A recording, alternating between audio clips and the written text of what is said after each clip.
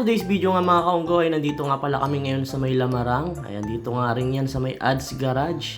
Ayan, Ads Garage, baka naman. Ayan nga at pinaprepare nga namin ngayon yung aming mga regalo kay nanay. Ito at binababa na nga ni YP yung kanyang mga biniling regalo para sa kanyang nanay. Dahil ngayong araw nga guys ay birthday nga ng aking biyanan at dito nga namin yung ginanap sa may Lamarang. Magkakasama nga lang kami guys sa kotse pero walang kamalay-malay yung biyanan ko na meron niyang nakalagay dito sa may trunk ng aming sasakyan. Pinauna na nga namin siya sa loob para nga hindi niya makita tong mga regalo nga namin sa kanya. At dito nga guys ay nandito na nga pala kami ngayon sa may loob ng Lamarang at ito pumasok na nga kami sa may entrance. At dito ay hinahanap nga namin yung mga waiter at ipapatago nga lang muna namin tong mga regalo namin para kay nanay.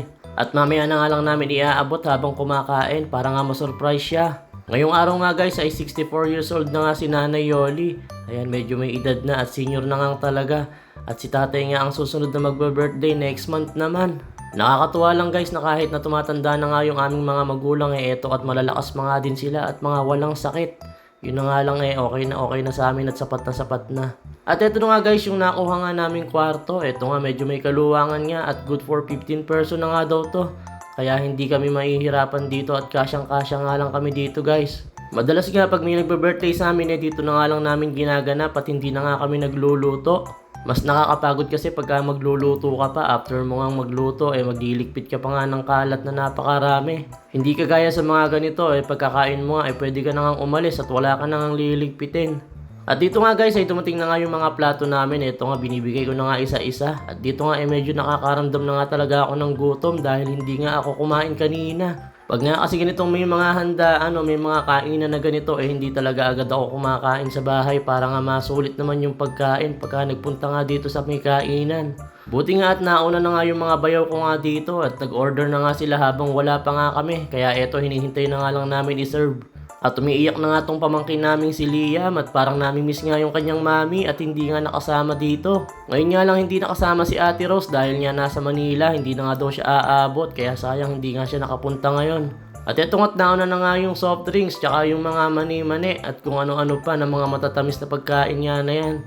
At kami nga ay magkukukot muna habang hinihintay nga namin yung aming mga in-order. Eto nga guys at ang lalaki nga ng mani ng Lamarang. Eto hindi siya yung ordinaryong mani. Talagang ang lalaki niya tapos tuyo siya, hindi siya basa. Pero masarap sana pagka yung mani basa. At dito nga guys ay medyo naiinip na nga ako dahil naiinip na nga talaga ako dahil gutom na nga ako. At hinihintay nga namin yung pagkain. Medyo matagal nga kasi nga medyo may karamihan. At finally, eto dumating na nga rin sa wakas. At ito na nga yung mga nauna, yung sisig, yung gising-gising at yung may sabaw. Anong tawag dito? Yung salmon na sinigang. At may in-order pa nga kaming crispy pata. At saka yung iba pa nga na hindi ko nga alam yung tawag. Eto hinihintay nga namin. At dumating na nga rin guys yung bulalo. Ito nga yung isa sa mga paborito ko. At ito naman yung kanilang sisig na talaga namang napakalutong at napakasarap. At ito naman yung bibe na steak ba yung tawag sa pagkakaluto na to. Ayan kung mali ako pakisabi naman yung tamang tawag.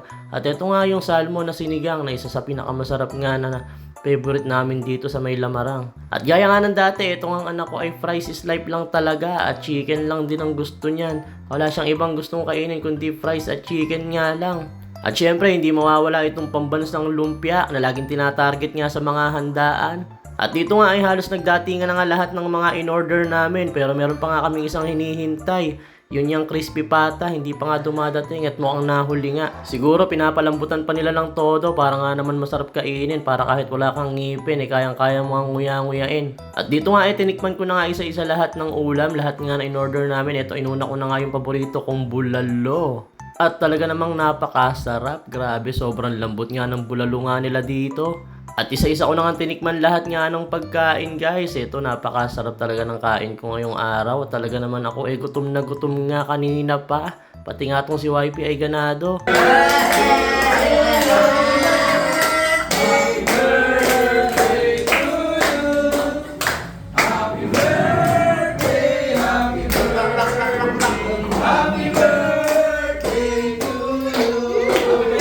Happy birthday. Sabi mo, happy birthday, nanay.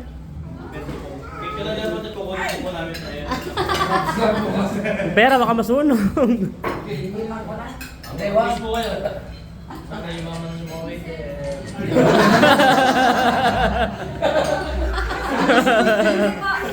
Ayan nga at muntik na nga kaming magkasabay-sabay kumanta ng happy birthday. Merong nauuna at meron pang nahuhuli.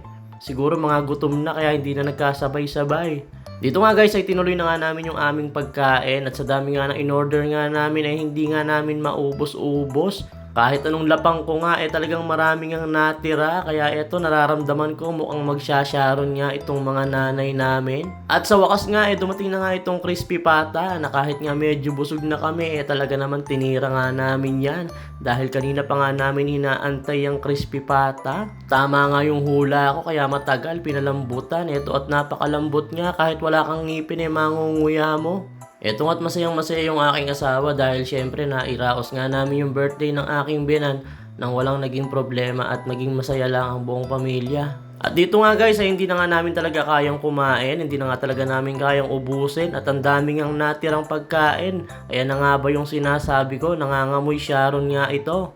Eto nga't pinangunahan na nga ng aking mama. Ayan, pinangunahan na nga ni mama yung crispy pata. Ang aking mama na walang kahilig-hilig sa baboy. At sabi nga, wag ko nga daw siyang bidyuhan at baka daw makita sa Facebook na siya ay nagbabalot. At ito nga guys, ay isa-isa na nga naming binalot nga lahat ng natira. Syempre, sayang naman yan kung iiwan mo, di ba? Ang dami pa, sayang naman yung binayad kung hindi mo iuwi yung mga natirang pagkain. Pwede pa naman yan kainin pag uwi sa bahay. At hanggang dito na nga lang guys, at tapos na nga silang mag-sharon at kami ay uuwi na nga. Thank you so much, bye-bye!